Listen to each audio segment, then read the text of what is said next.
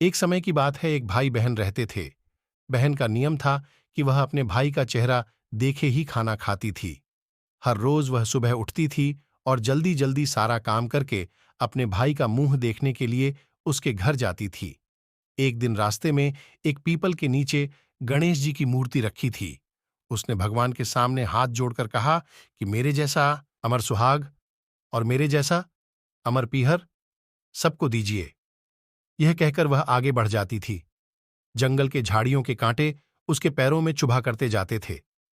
एक दिन भाई के घर पहुंची और भाई का मुंह देखकर बैठ गई तो भाभी ने पूछा, पैरों में क्या हो गया है? यह सुनकर उसने भाभी को जवाब दिया कि रास्ते में जंगल के झाड़ियों के गिरे हुए कांटे पांव में छुप गए हैं। जब वह वापस अपने घर आ जाए तब भाभी ने अपने पति से कहा कि रास्ते को साफ करवा दो, आपकी बहन के पांव में बहुत सारे कांटा चुभ गए हैं। भाई ने तब कुल्हाड़ी लेकर सारी झाड़ियों को काटकर रास्ता साफ कर दिया, जिससे गणेश जी का स्थान भी वहां से हट गया। यह देखकर भगवान गुस्सा हो गए और उसके भाई के प्राण हर लिए। लोग अंतिम संस्कार के लिए जब भाई को ले जा रहे थे तब उसकी भाभी रोते हुए लोगों से, कहीं थोड़ी देर रुक जाओ, उसकी बहन आने वाली है, वह अपने भाई का मुंह देखे बिना नहीं रह सकती है, उसका यह नियम है। तब लोगों ने कहा, आज तो देख लेगी पर कल कैसे देखेगी? रोज दिन की तरह बहन अपने भाई का मुंह देखने के लिए जंगल में निकली। तब जंगल में उसने देखा कि सारा रास्ता साफ किया हुआ है। जब वह आगे बढ़ी तो उसने देखा कि सिद्धिविनायक को भी वहां से हट दिया गया है।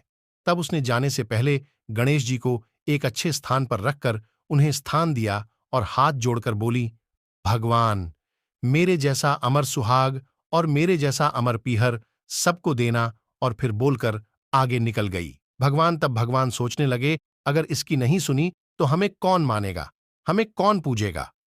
तब सिद्धिविनायक ने उसे आवाज दी, बेटी, इस खेजड़ी की 7 पत्तियां लेकर जा और उसे कच्चे दूध में घोलकर भाई के ऊपर छींटा मार देना, वह उठकर बैठ जाएगा। यह सुनकर जब पीछे मुड़ी तो वहां कोई नहीं था। फिर वह यह सोचने लगी कि ठीक है, जैसा सुना वैसा कर लेती हूं।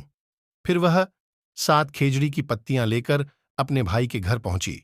उसने देखा वहां कई लोग बैठे हुए हैं। भाभी बैठी रो रही और भाई की लाश रखी है। तब उसने उस पत्तियों को बताए हुए नियम के तहत भाई के ऊपर इस्तेमाल किया। तब भाई उठकर बैठ गया। भाई बोला, बहन से बोला, मुझे बहुत ही गहरी नींद आ गई थी। तब बहन बोली, यह नींद किसी दुश्मन को भी ना आए, और उसने सारी बात अपने भाई को बता दी। तो मान्यता के अनुसार ये है गणेश जी की चमत्कारी कहानी।